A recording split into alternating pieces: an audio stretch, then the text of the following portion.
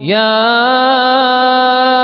أيها الذين آمنوا إذا نودي للصلاة من يوم الجمعة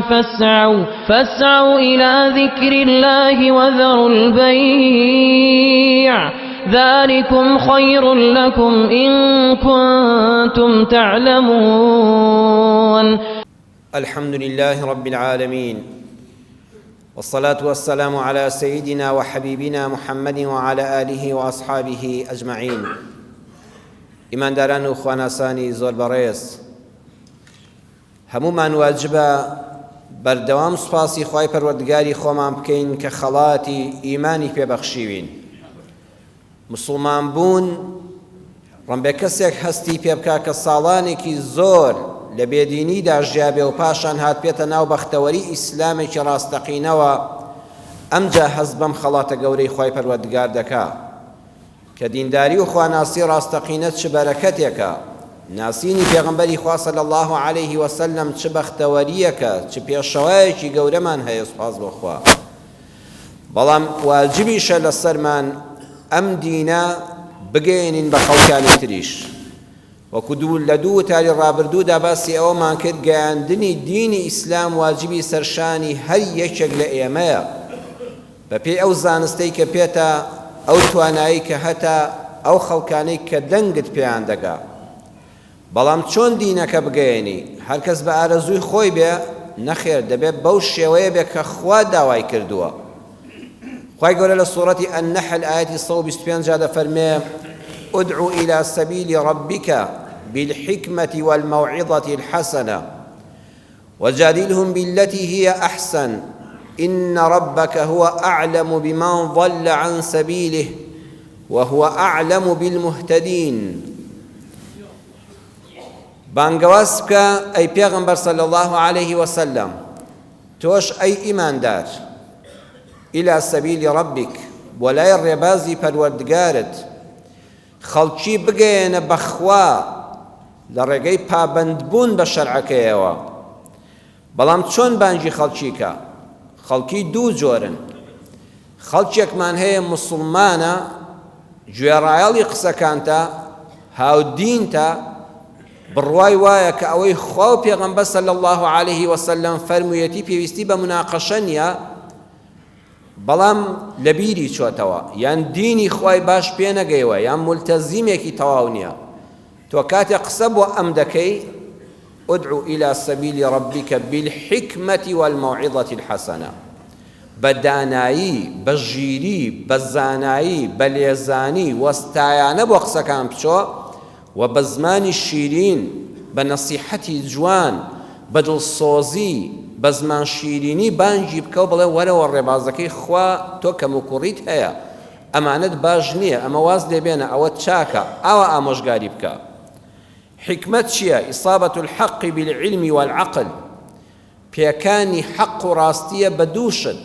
یەکەم زانست، دووەم عەقڵ. زۆر کەس هەیە زانستی زۆر پێیە، من هۆم خۆم زانای زۆر گەورەم بینیوە، بەڵام کاتێک کە قسە بۆ خەڵک دەکا، خەڵک هیچ سودمەند نابێ لێی، لەبەرەوەی بە عەقڵ قسەکان ناکا. لە ڕووی عیلمەوە عیلمی زۆر پێیە،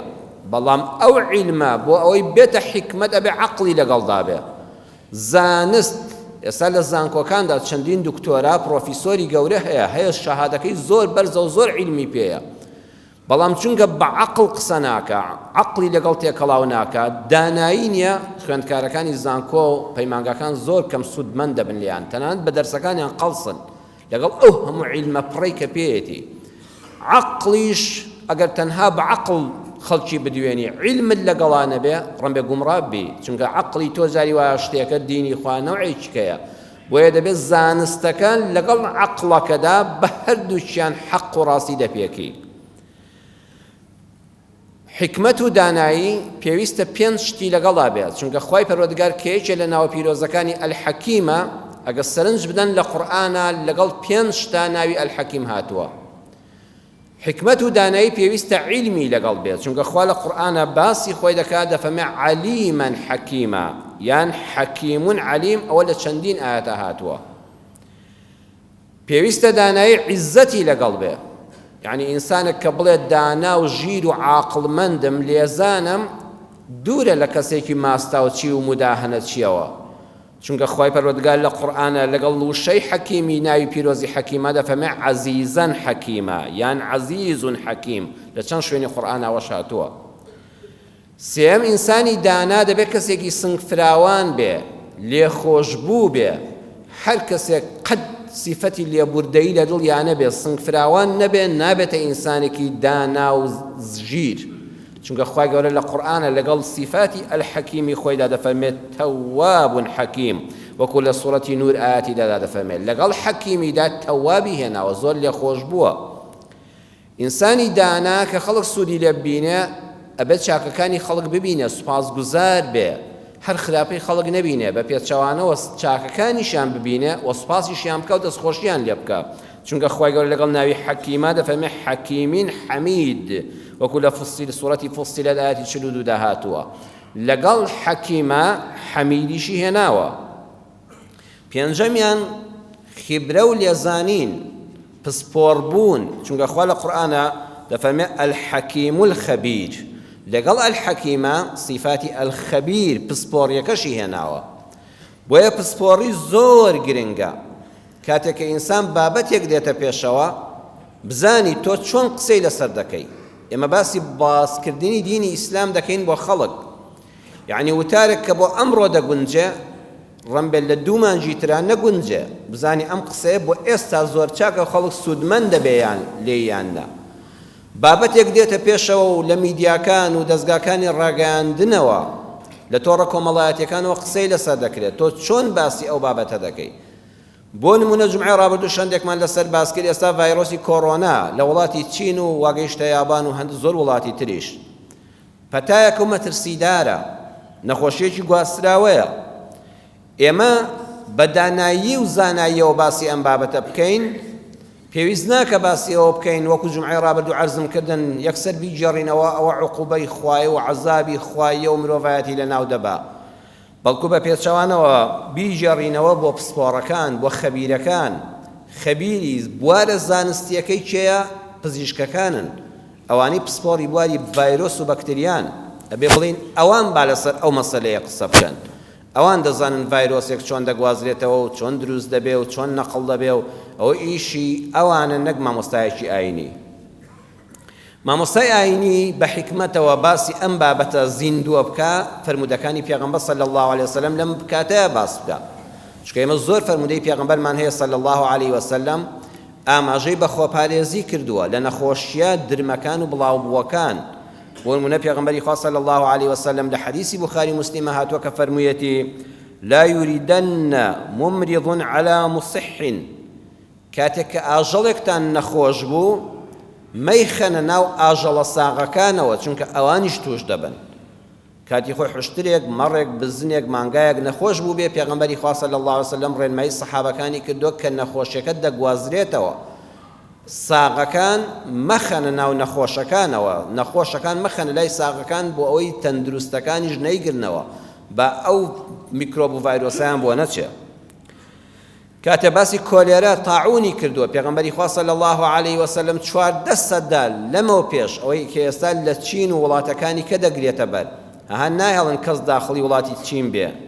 ناشێڵن ئەوەی کە لەوێەوە هاتەوە بێنەوەتە وڵاتی خۆت وڵاتەکان وەریان ناگرێتەوە. پێغەمبەری خوا صلی الله علیه وسلم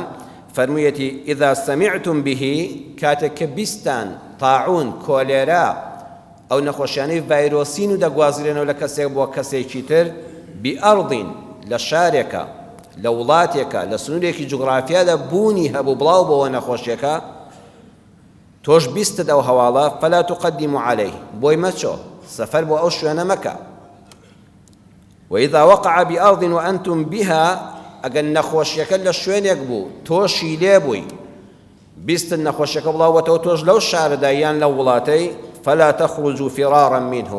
مافی ئەوەت نییە بڵێ با خۆم ڕزگارکەم و بڕۆم شارەکە بەجێ بێڵم دەبێ هەر لەوێ بمێنیتەوە. ئێستا سێری ئەو حەدیسەی پێغەمبەر کەن صلی الله علیه وسلم ڕێک لەسەر وڵاتی چین جێبەجێ کراوە نەخەڵک بۆی دەچێ هیچ وڵاتێک چی وڵاتەکان ڤیزەی نادرێتێ بچێ بە وڵاتی چین ئەوەش لەوێ ناڵن بێتەوە ڕێک پێغەمبەری خوا صلی الله علیه وسلم فەرمووی ئارام بگرێ لەوێدا بۆ چونکە میکرۆب ڤایرۆس فترەی حەڵانەی هەیە، فترەی پێگەیشتنی هەیە. چەندین نەخۆشی هەیە کەسەکە هەڵی گرتووە پێوەی دیار نییە، هیچ نیشانەیەکی پێوە دیار نییە، بە ساغ و سەلامەت دەبیندرێ، بەڵام سەی دەگەی هەڵیشی گرتووە، نەخۆشیەکەشی هەڵگرتووە، تێکەڵاو بە خەڵکی تر بێ دەیگوازێتەوە. هەیانە مدەکەی کەمە، هەیە ماوەکەی زۆرە. بۆ نمونە کەسێ ئەنفلۆنزایەتی، هەڵامەتیەتی، ڕۆژێک یان 2 ڕۆژ لە پێش ئەوەی دەستکا بە پشمین و ئاو بەلوتیا بێ و سەر و مێشکی بگیرێ نەخۆشیەکەی گرتووە. 2 ڕۆژ یان ڕۆژێکە ئەو ڤایرۆسە لە لەشی ئەو ئینسانەدا هەیە، بەڵام هەستی پێ نەکردووە، دەوروبەری هەستیان پێ نەکردووە، ئەمجا لێی دەردەکەوێت.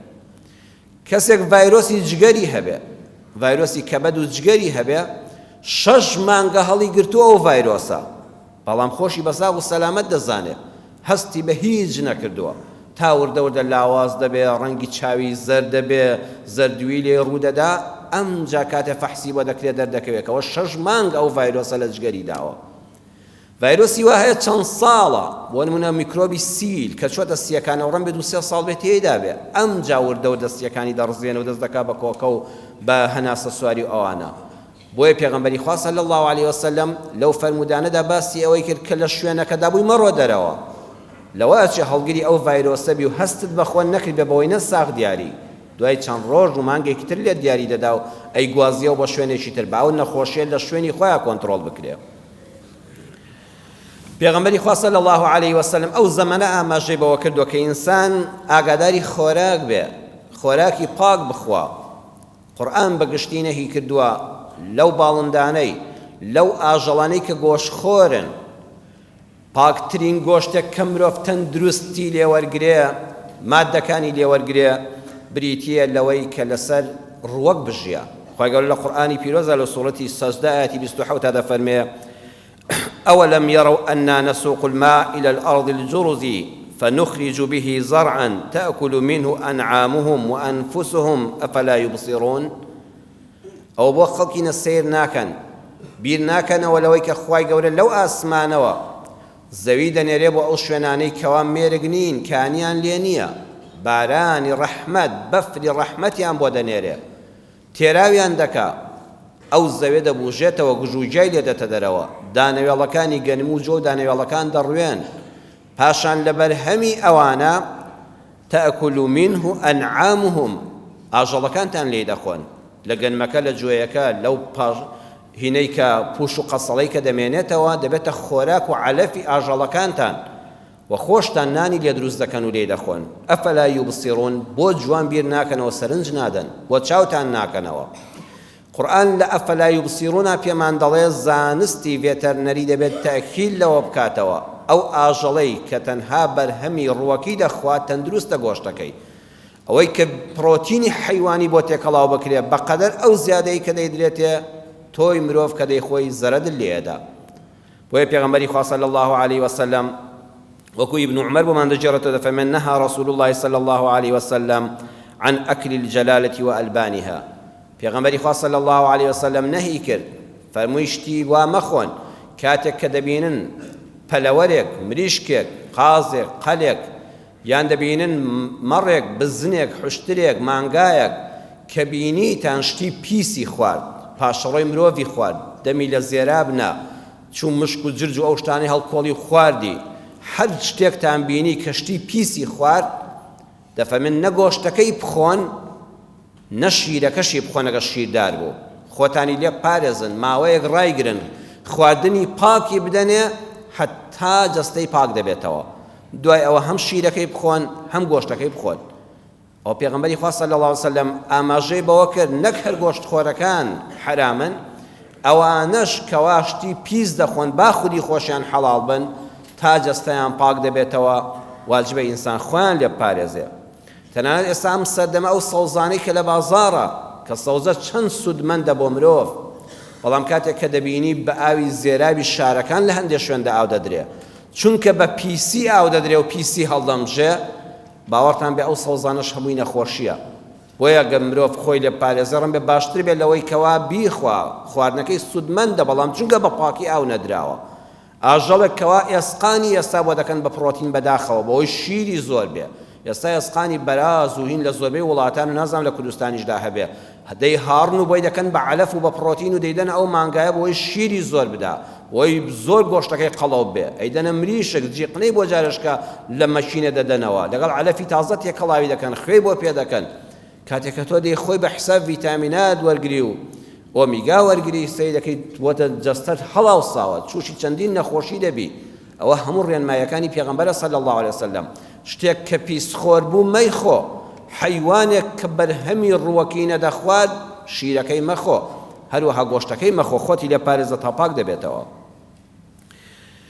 جا چەندە گرنگە ئێمە ئەم بابەتە زیندوانە بە بانگخوازی بۆ ئیسلام وەرگرین بەڕێزان ئێستا چۆن واجبە ئینسان خۆ پارێزە لە نەخۆشی چۆن خۆ پارێزێ لە خواردنی حەیوانی پیسخۆر بەخوا ئەمە پێشێلکردنی ئازادی ئینسان نییە ئایا پێشێلکردنی ئازادی ئینسانە ئێستا خەڵک بڵێن حکومەتی ئێمە بڵێ نابێت خەڵک بچێتە وڵاتی چین کەسێ بڵێ باشە بۆ نەچم بە پارەی خۆم دەچم بە پاسپۆرتی خۆم دەچم بە ماڵی خۆم دەچم خۆ ماڵی کەس ناخۆم ئازادم حکومەت ڕێگەت دەبێ واجبە لێ بگرێ ئەوە پێشێلکردنی ئازادی خەڵکان نییە کە نایاڵی بچێتە ئەو شوێنەوەی با نەخۆش نەکەوی لەبەر تۆمە و قازانجی تۆمە بەخوا بە هەمان شێوە واجبیشە بەڕێزان ئەوەندە گرنگی بدەین بەوەی کە خۆمان و ماڵ و منداڵمان نزیکانمان دۆستانمان بپارێزین لە توشبوون بە نەخۆشی ئەخلاقیەکان ها بڵێن شوێنێک نەخۆشیێکی تێدایە تۆ بە کوڕەکە دەڵێ ئامان کوڕم ئەگە هەموو سەروەتی دنیام دەنێ ناوەڵم چی بۆ چین وایە نە هەر ئەو بازرگانیم ناوێ هەر ئەو پارەیەم ناوێ لە ماڵەوە دانیشە با توش نەبی با ئەو نەخۆشیە نەگوازرێتەوە بۆت بەخوا دەبێت بە هەمان شێوە خەمی نەخۆشی گواستنەوەی ئەخلاقە خراپەکانیشت بێ هەم بۆ خۆت هەم بۆ ماڵ و منداڵت چونکە ئەخلاق وەکو نەخۆشیەکان دەتەنێتەوە بەخوا خراپتر دەتەنێتەوە چۆن ڤایرۆسێک کەسێ هەڵامەتێتی دوو جارت ماچکە تۆش دەیگریتەوە ئەخلاقی خراپیش دوو ڕۆژ لەگەڵ کەسێکا تێکەڵاو بە بەبێ ئەوەی هەز بە خۆت بکەی ئەخلاقەکەی بۆت گواستراوەتەوە تۆش ڕێک تەمسیلی ئەو دەکەی قسەکانی ئەو دەکەی هەڵسوکەوتەکانی ئەو دەکەی گاڵتە بە خەڵک کە گاڵتە بە خەڵک دەکەی ڕێزدار بێ ڕێز دەگری چەند منداڵ هەیە لە ماڵی بەڕێستا زۆر بە جوانی پەروەردەت کردووە لە مەکتەبە فێری جنێودان دەبێت دوو تەلەبە لە پۆلەکەی و فێری جوێندانی دەکا باوکو دایک هەر سەری سۆڕماوە خوایە من و دایکی ئەم منداڵە لە ژیانمانە جنێوێکمان نەوت و بە دراوسەیەکمان بە کەسێکمان غەیبەتێکمان نەکردووە ئەم مناڵە لە پۆلی دووی سەرەتایی و سێی سەرەتایی ئەم وشە ناشرینانە لە چۆ فێر بووە هەدوو تەلەبەی خراپ لە قوتابخانەکەدا کە پەروەردەیەکی جوان نەکراوە ئەو پۆلە دەشێوێنێ ئەخلاقەکەی بۆ هەمویان دەگوازرێتەوە فێری وشە ناشرینەکانیان دەکا دەی چۆن واجبە لە سەرت کە ماڵ و منداڵت لە گواستنەوەی ڤایرۆسەکان پارێزی ئەبێت لە ئەخلاقە خراپەکانیش بیان پارێزی لەو شوێنانە بیان پارێزی کەشتی خراپی لێ بڵاو دەکرێتەوە واجبە خۆ پارێزی لە پیسخۆریەکان ئێستا هیواهەیە پیسی دەخوا یعنی حرام خۆرە بە دزی و بە قۆڵبڕین و بە تەزویر و بە غەش پارە پەیدا دەکات ئەبێ وریاوی ماڵ و منداڵەکە دیان خۆل لەگەڵ یا تێکەڵاو نەبی بەخوا بۆ تۆی دەگوازێتەوە یان ئەو کەسانی کە پیسخۆرن تریاکخۆرن حەبخۆرن نێرگەلەخۆرن وریاوی بڵێ کوڕی خۆم مەچۆ ئەو کافتریایانە چۆن لە ڤایرۆسی نەخۆشەکە دەترسی هاڵی مەچۆ وڵاتی چین و فڵان و فڵان هەیبێ نەشتێتە ئەو شوێنانی کە نێرگەلەیان لێ دەشێشرێ دوایی هەموو لە حەب و تریاکەوە سەریان دەردەچێ و ماڵی خۆیان و میلەتەکە ژوێران دەکەن ئەبێت نەسیحەتی بکەی بڵێ ئەمە ئازادی پێشێلکردنی تۆ نییە بەخوا من ئازادی تۆ پێشێل ناکەم بۆ سەلامەتی تۆمە چونکە ئەم ڤایرۆسە دێتە لەشتەوە ئەخلاقەکە دەگریەوە کەناڵی خراپ هەیە بەخوا میلەتە نیوەی ئەخلاقی خراپ و بۆ کەناڵە خراپانە بۆ فلیمانی سەد جار باسمان کردو وەکو ژەهر دێنە ناو ماڵەکانمانەوە و بە دۆبلاشکراوی کوردی تورکین و دەکرێنە کوردی و دەخرێنە مێشکی پیرێژن و پیرەمێردەوە ئەنجا گەنج و لاوەکەشەوە پیرێژن نوێژ دەکا نیوەی نوێژەکەی ئاگای لە کەناڵەکەی بزانە فلیمەکە بەرەو کوێ دەڕوە ناچێ بۆ سەردان و میوان قبول ناکە بۆی بزانێ ئەڵقە تورکیەکە دەگاتە کوێ ڕێک ئەخلاقەکە لەسەری کاریگەری هەیە ڤایرۆسەکە دێتە ناو ژوورەکەتەوە بۆ دەبێت زۆر وریابی جا چۆن حکومەت ئێستا غرفەی عەمەلیاتی هەیە لە کاتێکا دەڵێن مەترسی ڤایرۆسەکەیە دکتۆرەکان وەزارەتی تەندروستی کۆ دەبێتەوە چۆن ڕێگری لەم نەخۆشیە بکەین چۆن ڕێنمایی بدەینە خەڵک چەندین سیمینار لە زانکۆکاندا دەبەسترێ دێ وەڵڵی واجبی حکومەتیشە لە کاتی بڵاوبوونەوەی ئەخلاقی خراپدا ئەوە غرفەی عەمەلیاتی هەبێ بۆ ڕێگرتن لەو بابەتانەی کە ئەخلاقی خراپ دەگوازێتەوە بۆ ئەم میلەتە وەڵڵە نەخۆشی سەلامەتترە نەخۆشیەکە کەسێک گرتی لەوە چێ بیکوژێ و نەجاتی بێ بەڵام یاخوا لە ماڵێکا کوڕێکت کچێکت فێری ئەخلاقە خراپەکان نەبێت تەواوی بنە ماڵەکە لە بەین دەبا چەندین ماڵی کەش بە خۆیەوە لە ناو دەبا نەخۆشیەکە بە کەسێ دوو کەس کۆتایی پێدێ بەڵام بۆ حکومەت بۆ ئەوە پێی باشە یعنی کارەکانی چاکن دەستخۆشی لێ دەکرێت بەڵام بۆ ڕێگرتن لەو شوێنانەی کە ئەخلاقی خراپی لێ بڵاو دەکرێتەوە ئەو کەناڵانی کە ئەخلاقی خراپ بڵاو دەکەنەوە بەدڕەوشتی بڵاو دەکەنەوە بە ئاشکرا فکری نامۆ بە میلەتی کورد دەرێنە وڵاتەکەەوە نازانم حکومەت بۆ لەوانە بێدەنگە ئەبێ مەسلحەتی لەگەڵەوەدا هەبێ ئەبێ قازانج لەو بابەتە بکە ئەبێ بیانەوێ خەڵکەکە جێل و گەمژەکەن بۆی ئاگای لە هیچی ئەم وڵاتە نەبێ ڕەمی هەر مەبەستەکە ئەوە بێ ئەی نادەبێت چۆن بۆ نەخۆشیەکە ڕێگری لە ڤایرۆس دەکا ئاواش ڕێگری لە بڵاوبوونەوەی هەموو شتێکی خراپ بکە بۆی خەڵک ئەخلاقە خراپەکان لێک نەگرێتەوە بە پێچەوانەوەش ڕەوشتە جوانەکان برەو پێ بدا و بڵاویان پێ بکە ئەمە تا ئێرە تۆ کەسێک کە مسڵمانە هاودینتە واجبە بە حکمەتەوە قسەی لەگەڵا بکەی بە نەرمی ئامۆژگاری بکەی بەڵام دەکەوێت ناو خەڵکانێکەوە کە بڕوان بە دینەکەی تۆ نییە دەکەوێت ناو خەڵکانێکەوە کە مەسیحیەکە جوولەکەیەکە ئاینێکی تری هەیە لەگەڵ خەڵکانێکە لە دایرەیەکای پێشمەرگەی لە شوێنێکە چەکداری حرەسی خوێندکاری لە زانکۆیەکدا تۆ ڕوبەڕووی کەسانێک دەبیتەوە کە ئەسڵن هەبڕوان بە ئیسلام نییە نەعوذ بالله هەڵبڕوان بە خوا نییە ملحیدن ئایا بچین جوێنیان پێ بدەین ئایا مەرحەباییان نەکەین خوای گەورە هەر لەو ئاەتەدا کە باسی بانگەواز بۆ دینی خوا دەکات دەفەرمێ وەجادیلهم بالەتی هی ئەحسەن ئەمجا کابرا مناقەشە لەگەڵ دەکات ئەمجا قسەی لەسەر قسەت هەیە ئەمجا ڕخنەی لە قسەکانت هەیە ئەمجا بڕوای بە ئاەتەکانن نییە کە تۆ وەی دەخوێنیتەوە لەو کاتەیە مجادلەت دەکات گفتوگۆ دەکات مناقەشە دەست پێ دەکات خوا دەفەرمێت لەو کاتەدا ئاگادار بن لەگەڵ ئەو کەسانی هاوبیر و باوەڕتان نین و قسەکانتان ناسەلمێنن بە جوانترین نەک بە جوانتر دەوشت هەیە نۆیان حەسەنن جوانن دەهەمین وشە ئەحسەنە جوانترینە تۆ نابێت نۆیەکە بەکاربێنی ئەبێت دەیەمین بەکاربێنی کە جوانترینە بە جوانترین شێوە گفتوگۆیان لەگەڵدا بکەن جیدالی ئەحسەن لەم خاڵانەدا کۆ دەبێتەوە یەکەمیان بە نەرمی لەگەڵی بدوێ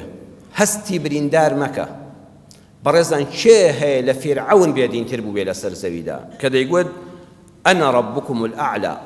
دەیگوت من خوای هەرە بەرزی ئێوەم خەڵکینە ما علمت لكم من إله غيري فرعون ئاشکرا بۆ خەڵکەی دەگوت نازانم هیچ خوایەک لە کەون و کائیناتە هەبێت جگە لە من خۆی بەخوا دەزانی خوا دوو پێغەمبەری گەورە و بەڕێز سەلامی خوان لەسەر بێت کە موسا و هاڕوونی برایەتی دەنێرێ بۆ لای ئەم کافرە بۆ لای ئەم ملحیدە خۆ بەخوازانە بۆ لای ئەو دیکتاتۆرە زاڵمە بەڵام پێیان دەفەرمێت چی فقولا له قولا لينا لعله يتذكر أو يخشى سورة طه آياتي 44 خوا دەفەرمێت بە نەرمی قسەی لەگەڵ بکەن زۆر بە نەرمی لەگەڵ فیرعەونا بدوێن قسەی جوانی لەگەڵ بکەن زمانتان شیرین بێ بە هێواشی قسەی لەگەڵ بکەن با دڵی نەرم بێ با دڵی نەرم بێ بەڵکو بیری بکەوێتەوانە و لە عەزەمەتی خوا ببینێ بەڵکو لە سزای خوا بترسێ بەڵکو بیر و هۆشی بێتەوە بەر جا بەڕێزان زۆر گرنگە لێرەدا سیرکەین خۆ عیلمی خوا بەوە هەیە کە فیرعەون ئیمان ناهێنێ ئێمە عیلمی خوا بێ سنوورە خوای پەروەردگار یەقینەن دەزانێ فیرعەون ئیمان ناهێنێ بە قسەی موسا و هاڕون ئەی بۆ دەفەرمێت بە نەرمی قسەی لەگەڵ بکەن پێمان دەڵێ ئەگەر لەگەڵ کەسێکا قسەت دەکرد بێدینترین کەس بوو تۆ دەڵێ زەحمەتە بەخوا قەت ئەوە فیرعەون ئیمان بێنێ ئەوە ئیمان ناهێنێ هێشتا دەبێت زمانت لەگەڵیان نەرم بێ هێشتا بە نەرمی قسەی لەگەڵ بکە چونکە ئیشی تۆ هیدایەتدانی ئەو نییە گەیاندنی پەیامەکەیە پێی بە زمانی نەرم بە جوانی قسەی لەگەڵا بکە نابێت لەسەر کەناڵێکی تیڤیەوە بەداخەوە دەبینی مسڵمانێک مەلایەکی ئاینی دەچێتە لای بەرامبەر بێدینێک خەڵک بەئاینی دەڵێن بەخوا ئەو مەلای ئەو کابرایە چیان بەیەک کرد مامۆستا ئاینەکە دەیەوێت هەمیشە خۆی زاڵکە بۆی خەڵک دەڵێن بەخوا چاکیشکان من و تۆش دڵمان خۆش دەبێڵێن بەخوا مامۆستا قسەی چاکی بۆ مولحی دەگوت لە ڕوانگەی قورئانەوە ئەو بەرنامانە هەڵەن چونکە ئینسان کە چۆ سەر تەلەڤیزۆن و بەرامبەرەکەی لەگەڵ یادانیش هەمیشە هەوڵ دەدا خۆی زاڵکە بەسەر بەرامبەرە ڕێی ئەو ڕەفسکە ئەویش قسە بە تۆ دەڵێتەوە بە دینەکەت دەڵێتەوە ئەو کاتە بە زەرەری تۆی مسلمان تەواو دەبێت چونکە دینەکە دوای نەوتووە خوا بە فیرعەون بفەرمێ فەقولا له قەولا لەینا خۆ ئەو بەقەدەر فیرعەون بێدینی و ملحید نییە نابێ ئەوەی لەگەڵا بکەی ئەبێ زۆر جا وریابین خەڵکێک وتارێکی گوێ لێ دەڵێ بەخوا مامۆستا فڵان کەس قسەی مستەحەقی بەوانە گوت بەو بێدینانە گوت بە حساب زۆر شکاندونی تەشهیری پێکردون ئەوەش ڕاز نییە والله وەختێک کە عیلمت کامڵ دەبێت دەزانی هەڵە بووە کاتێک لەگەڵ بێدینێکە قسەت کردەوە و شکاندوتە لە مەجلیسێکە زانای گەورەی کورد دکتۆر مستەفا زەڵمی پرۆفیسۆر مستەفا زەڵمی لە ژیاننامەکەی خۆیدا باسی هەڵەکانی ژیانی خۆی دەکا باسی کاتێک کە زانستێکی زۆری پێ نەبووە هەرچەند مەلاش بووە 12 عیلم بووە کاتێکش کە پێگەیشتووە لە زانستا و بۆتە پرۆفیسۆر و زۆر وڵاتیریە و زۆر کتێبی خوێندوێتەوە و زۆر جامیعەی دنیای بینیوە ئەمجا تێدەگا ئەو وڵامانەی ئەو کاتانم زۆر هەڵە بوو ئەڵە کاتێک کە ئیمامی مزگەوت بووم لە گەڕەکەکەماندا کابرایەکە بوو کاک عومەریان پێدەگوت پیاوێکی خوێندەوار بوو ئەخلاقیشی جوان بوو بەڵام بیر و باوەڕی بەرامبەر بە ئاینی ئیسلام باش نەبوو لە هەر کۆڕ و مەجلیسێکادا دەنیشتین بەردەوام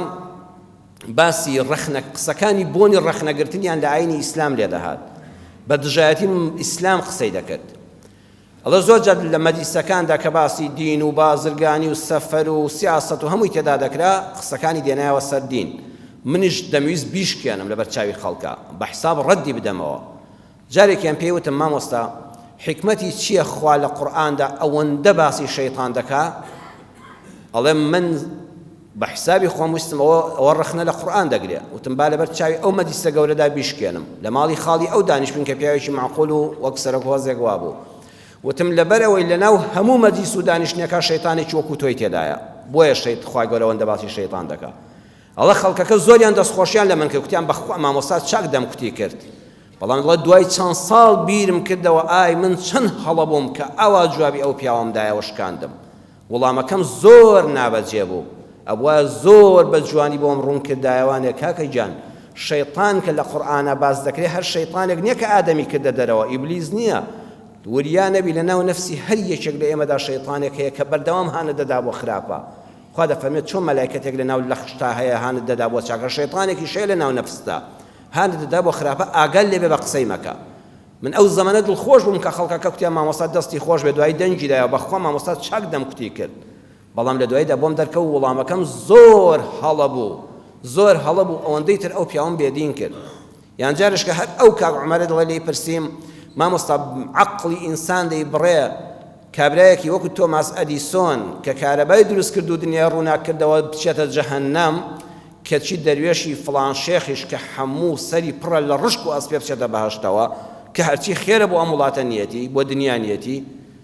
ئەڵێ وەڵامێکی زۆر نابەجێم دایەوە کە خۆم لەبیرم نییە وەڵامەکەم زۆر ناشرین بوو بۆی زۆر قسەی ناشرینم پێ بکوتە زاندم بەڵام ئەگەر ئێستا بوومایە عەقڵی ئێستا و عیلمی ئێستان پێ بوویایە دەموو کاکە خوا لە قورئانە دەفەرمێ ئین الله لا یغفر ئەن یشرک به ويغفر ما دون ذلك لمن يشاء خوا بەس لە یەک گوناه خۆش نابێ ئەویش هاوبەش پەیداکردنە بۆ خوا هەر کەسێک خوای بە تاک و تەنها لەم گردوونەدا ناسیبێ هیچ چاکەشی نەبێ مادام چاکەی بۆ مرۆڤایەتی هەبووە ئەگەر خوا مەیلی لێبێ و ئارزوو کا لێی خۆش دەبێ دەبوایە من ئەو ئاەتە بە جوانی بۆم شەرح کردایە نەک بە جوێن و تەشهیر و شکاندن لەبەر چاوی خەڵکە و خەڵکیش ئافرینیان لە من دەکرد بەڵام دوای خۆم بۆم دەرکەوت بەخوا من هەڵە بووم لە وەڵامەدانەوەیەدا بۆیە خاڵی یەکەم لە کاتێکا گفتوگۆ دەگەی لەگەڵ کەسێکی بێدیندا ئەبێ زمان شیرین بێ ئەبێ زمانێکی نەرمت هەبێ بەڕێزەوە لەگەڵ یا قسە بکەی دووەم نابێ بڵێ هیچت پێ نییە جا من چۆن لەگەڵ تۆدا دادەنیشم من قورئانێکم پێیە هەمووی حەق و ڕاستیە چۆن لەگەڵ بێدینێکی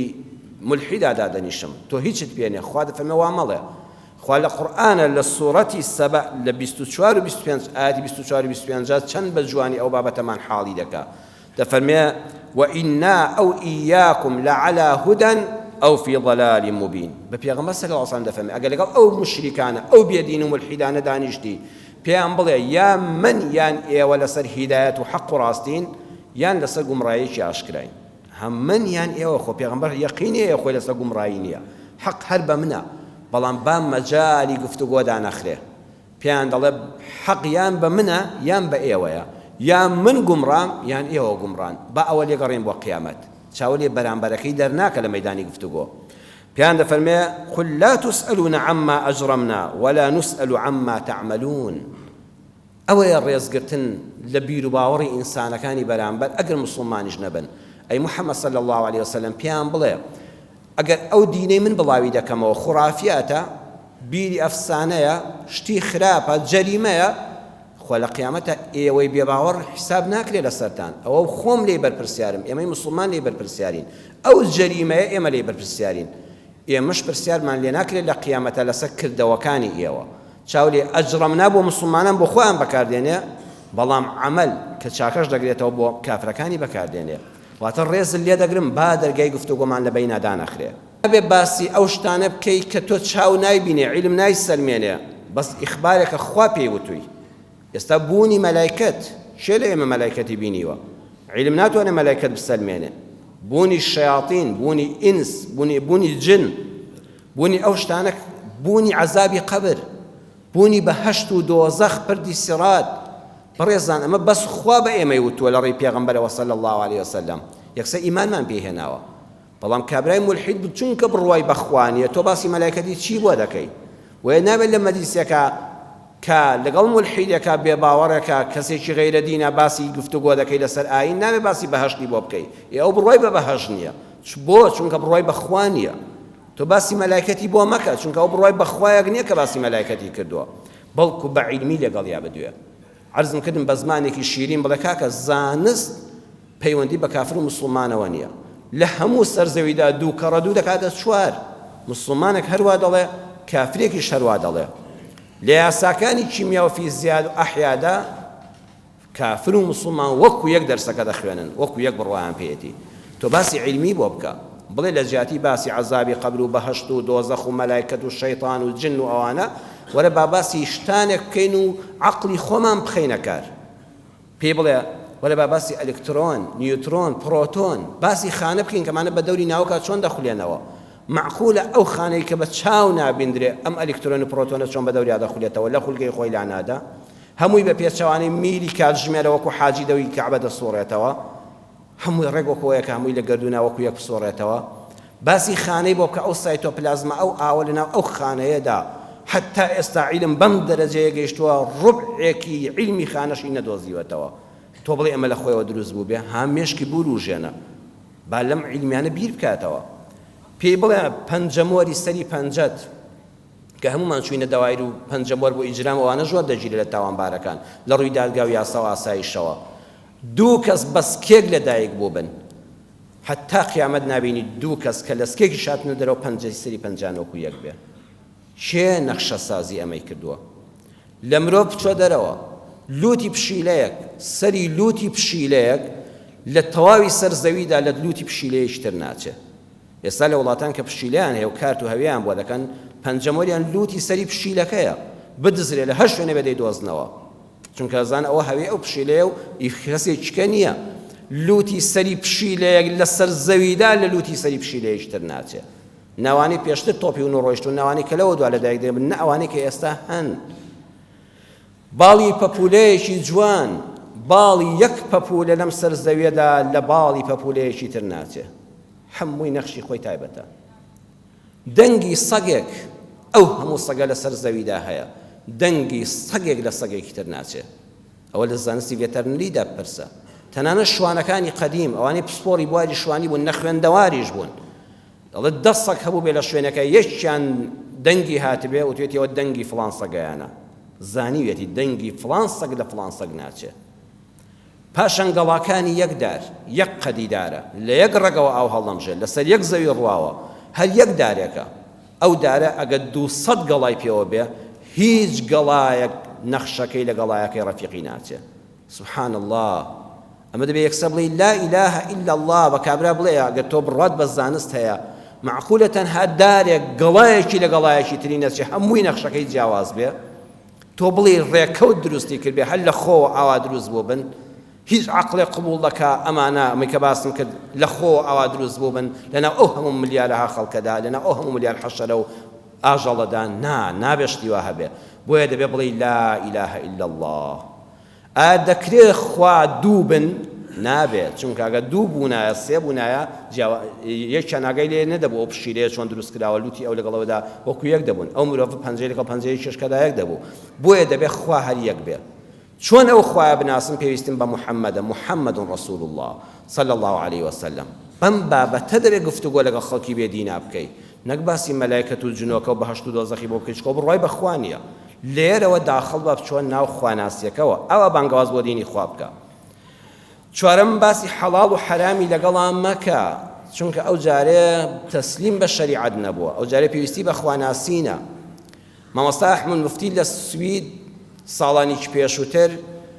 ئافرەتێکی سویدی زانا موسڵمان بوو لە گۆڤارێکە وێنەکەیان بڵاو کرد بۆ ئافرەتەکە پەنجەی شایەتمانی بەرز کردوێتەوە لەگەڵ مامۆستا ئەحمەدی موفتیدا و لە دوایەوە دەیڵێتەوە ئەشهەد ئەن لا ئیلاهە ئیلا الله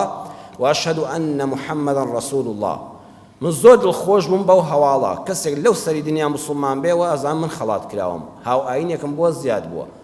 نیشانی بەڕێزێکمدا کە بە حساب مامۆستایەکی ئاینی دڵسۆزیش بوو، وتم مامۆستا ئەم هەواڵە خۆشە لێرەدا بڵاو کراوەتەوە حەل لە جومعەی شا باسی بکەین شتێکی باشە. مامۆستا هیچ بە هەواڵەکەت دڵخۆش نەبوو. وتم بۆ؟ وتی وەڵا ئەو ئافرەتە خۆلەچکی بەسەرەوە نییە، وە سەری ڕووتە. بابە ئەو خوادەکە موسڵمان بووە لەو کافرستانیە هاتووە سەر دینی ئیسلام، شایەتمانی هێناوە بە لا ئیلاهە ئیلا الله محەممەد رەسوول الله. تۆ جارێ وەڵای لەچکی بەسەرەوە نییە، جارە لێی گەڕێ. ئێمە خەڵک هەیە لە قیامەتە بەس بڵێ لا ئیلاهە ئیلا الله ڕزگاری دەبێ، وەکو من و تۆ نییە. ئەوەندە بۆ ئەو بەسە، بەس ئەوەندە شایەتمان بێنە بە تاکو تەنهایی خوا و ڕاستی ڕێبازی پێغەمبەر صلی الله علیه وسلم. ڕەن بە فریای لەچکەکەی نەکەوێ، دواتر خۆی حاڵی دەبێ، لێی گەڕێ. بۆیە بەڕێزان،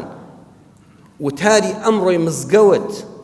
زۆر جیاوازی لەگەڵ جاران هەیە. وتاری من مامۆستایەکی تر کە لە گوندێکا مەلا بووین، کە لە شارۆچکەیەکی بچووکا مەلا بووین، لەگەڵ پایتەختی هەرێما فەرقی هەیە. وتارێک کە جاران هەر بۆ ئەهلی مزگەوت دەخوێندرایەوە، ئێستا ئەم وتارە لە پەیجی مزگەوتی ڕێگەی بەهەشتەوە بەلای ڕاستەوە خۆ لە سەرتاسەری دنیادا دەبیندرێ. ئێستا چەندین خەڵک لە وڵاتانی ئەوروپا و ئەمریکا و رووسیا و ئەوانەوە لەگەڵ ئێمەدان ڕاستەوخۆ وتارەکەی ئەم جومعەی من کە قسە دەکەم دەبینن. بۆیە بەڕێزان، وتاری ئێستا دەبێت زۆر وریابی. هەر جەنابەتی ئەهلی مزگەوت کە هەرچی خوا و پێغەمبەر صلی الله علیه وسلم فەرموویەتی قبوڵتە، بۆیە هاتوویە مزگەوت و ئاوا دانیشتووی بە بێدەنگی سەرما و گەرما بە خەسار نادەی، بۆی خوا لێ ڕازی بێ، ئەدای جومعە دەکەی. بەس وتاری ئێمە ئێستا هەر بۆ تۆ نییە. ئەم وتارە ئێستا کە من قسەی تیا دەکەم، دواتریش کە بڵاو دەبێتەوە، نەقڵ دەکرێت لە چەند کەناڵی ترەوە، بەڕێزان مولحیدێکیش گوێی لێ دەگرێت.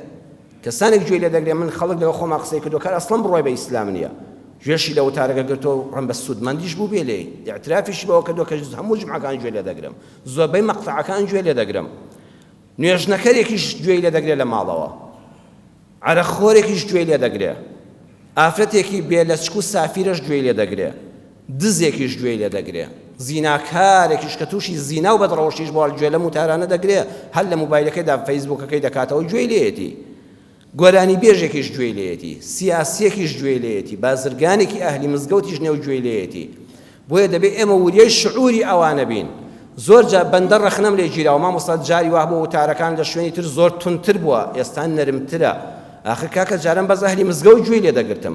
من بۆز بۆ ئەو قسەم دەکرد هەمان ڕیتمی وتارە، بەڵام دەبێت مڕعاتی شعوری هەموو ئەو بێدینانەش بکەم کە لە دەرەوەی مزگەوت گوێمان لێ دەگرن، لە لای ڕاستەوە خۆدا لەگەڵتان شعوری بریندار نەکەی،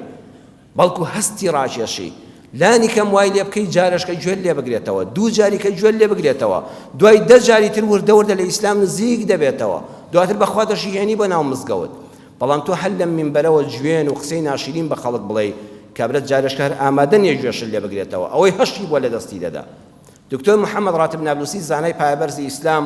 لە تەفسیری نابلوسیدا لە مجەلەدی 3 278 دەفەرمێ لە مناقەشەی دکتۆرایەکە بەشداریم کرد. مامۆستای سەرپەرشتیاری دکتۆراکە بەحسێکی فکری لەسەر ئاینی ئیسلام بوو، بە کابرای دکتۆری بە کابرای خوێندکاری وت کە دکتۆرای دەخوێن، وتی هذا البحث لا يصلح إلا للمسلمين. کاکە والله ئەمەی کە تۆ نووسیوتە لەسەر ئاینی ئیسلام بەس بە کەڵکی موسڵمانان دێ. وتی دەی مامۆستا من بۆ موسڵمانانم نووسیوە. جەنابی دکتۆر سەرپەرشتیاری نامەی دکتۆراکە وتی نا ئەزیزم، ئێستا سەردەمێکی ترە، جاران کتێبێکت دەنووسی بەس موسڵمان دەیخوێندەوە، ئێستا تۆ باسی ئاینی ئیسلام و فکری ئیسلام دەکەی، ئەم کتێبەی تۆ تا موسڵمانێک دەیخوێنێتەوە 4 بێدینیش دەیخوێنێتەوە. تۆ بەس بۆ موسڵمانێکت باس کردووە کە بڕۆی بە هەموو شتەکانی ئیسلام هەیە، تۆ ئاوت کردوتە پەرداخێکەوە کە بۆ خۆی پڕە. ئەی چ بەڵگەیەکی زانستی لەم بەحسەی خۆت داهێناوە ئەگە بێدینێک گوێی لە قسەکانت بێ، بابەتەکەی تۆ بخوێنێتەوە، ئەم کتێبە بخوێنێتەوە، ئەم ڕیسالی دکتۆرایە، ئەسڵەن بڕۆی بەم قسانت هەبێ. هیچ بەڵگەیەکی زانستی پێ نییە، تەنها کافرانوان و کافرانوانوانە هیچ بەڵگەیەکت پێ نییە قسەکانت بسەلمێنی. لەبەرەوەی نامەی دکتۆراکەت وەرناگرم، ئەمڕۆ سەردەمێکە جیاواز لە سەردەمی ڕابردوو، مسلمانان هەر قسەیەک دەکەن دەبێ حیسابکەن ئەم قسەیە کافریش دەیویستێ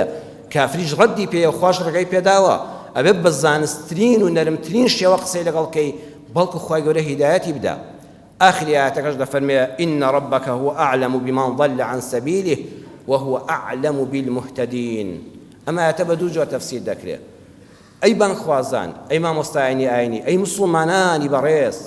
يو بس أوندتان لسر الدين خواب الجواني بغينا باشان خوا هو أعلم ها تأكيدي كدوته إن ربك أعلمش كافيبو بو هو هيا حصري كدو بس خواب وخوي دزانيه شێ لە ئاخریدا عاقبەت خێر دەبێ و هیدایەتی خوا وەردەگرێ هەر خوش بۆ خۆی عالمە و دەزانێت چێ گومڕا و سەر لێ شێواو دەبێ. باوەڕتان بە زۆر خەڵکە بۆ ئەوەڵی دیندار بۆ ئاخری بێدیم دەرچوو زۆر کەسی شەب و ئەوەڵی ژیانی زۆر بێدیم بوو ئێستا باشترین خواپەرستە و بە خواپەرستی سەری نایەوە. تۆ بانگەوازی دینی خوا بکە هیدایەت و گومڕایی بوونی خەڵک ئەو بەس ئەڵڵا ئەعلەم و لە هەموو کەس باشتری پێشارەزای و زاناترە. تفسیرێکی تری ئەو ئاەتە لە کۆتاییدا بۆ خواوای فەرموو خوا دەفەرمێ ئاگام لە نێتی ناو دڵەکانتانە بە دڵسۆزیەوە بانگەواز بکەن بۆ دینی ئیسلام بە دڵسۆزیەوە دینی خوا بگەێنن بە خەڵک چونکە خوا لە هەموو کەس باشتر دەزانێ تۆ دەبێ مای گومڕاکردنی خەڵک یان هیدایەتی خەڵک. زۆر وتار هەیە خەڵکی دوور دەخاتەوە لە ئاینی ئیسلام زۆر وتاری شەیە وەکو موغناتیس بێدینەکانیش ڕادەکێشێ بەرەو دینەکە جا پاداشتی گەورە بۆ ئەو کەسەیە کە ئیسلام بە جوانی دەگەیەنە بۆ خەڵک خوای گەورە لەو کەسانەمان حیساب بکە. یا ڕەبی خوای حکمت و داناییمان زیاد کەی زیاتر لە دینەکەی خۆش شارەزامان کەی خوای پەروەردگار ڕەحم بە حاڵی هەموو لایەکمان بکەی ئەوەی کە دەیڵێن بۆ ئەم ئیسلامە خوا لێمان قبوڵ بفەرمووی لە کەم و کوڕەکانمان ببووری بیکەین بەمایی هیدایەت و بەرچاوڕۆشنی یەکەم بۆ خۆمان دووەم بۆ ئەو کەسانی کەوا گوێمان لێ دەگرن ئەوەی کەوا دەیبیستین و فێری دەبین خوای بیکەین بەکردار لە ژیانی ڕۆژانەماندا. خوای گەورە شفای هەموو نەخۆشەکانمان بۆ بنێری یا شاف یا ئەڵڵا لە گەورە و بچوو لە ژن و لە پیاو لەوەی کە لێرێ ئەوەی کە لێرە نییە یا ڕەبی خوای شفای نەخۆشی هەموو مسلمانە بنێری. خوای پەروەردگارەوانی دڵ بە خەمن دڵخۆشیان کەی خێزانەکانمان بەختەوەر کەی ئەو خێزانانی ناکۆچیان هەیە خوای ئیسلاحی حاڵیان بکەی منداڵەکانمان پارێزراو کەی خوای منداڵەکانمان پارێزراو کەی ئەوانی منداڵیان نییە خوای ئەولادی ساڵحیان پێ عەتاکەی یا ئەرحەم الراحیمین کوردستانمان پارێزراوکەی خوای کوردستانمان لە هەموو بەڵاو موسیبەت و نەخۆشی و ناخۆشیەک بەدوورکەی لەگەڵ هەموو وڵاتانی جیهاندا و سەرجەم مرۆڤایەتیدا ئامین ئامین والحەمد لله رب العالمين. يا أيها الذين آمنوا إذا نودي للصلاة من يوم الجمعة فاسعوا إلى ذكر الله وذروا البيع ذلكم خير لكم إن كنتم تعلمون.